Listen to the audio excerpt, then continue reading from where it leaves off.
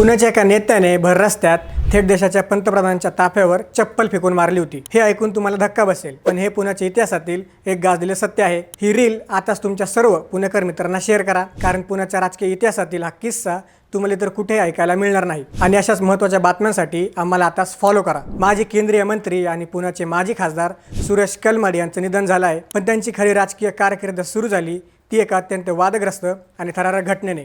ही गोष्ट आहे 1977 सालची, जेव्हा आणीबाणीनंतर मोरारजी देसाई देशाचे पंतप्रधान बनले होते।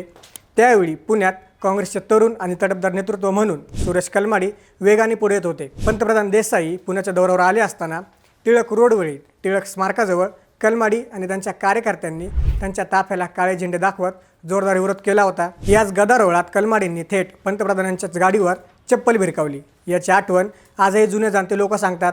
त्यांच्या आक्रमक पावित्र्यामुळे ते थेट दिल्लीत संजय गांधींचे मर्जीतले झाले आणि तिथूनच त्यांची खरी पॉवरफुल एंट्री सुरू झाली।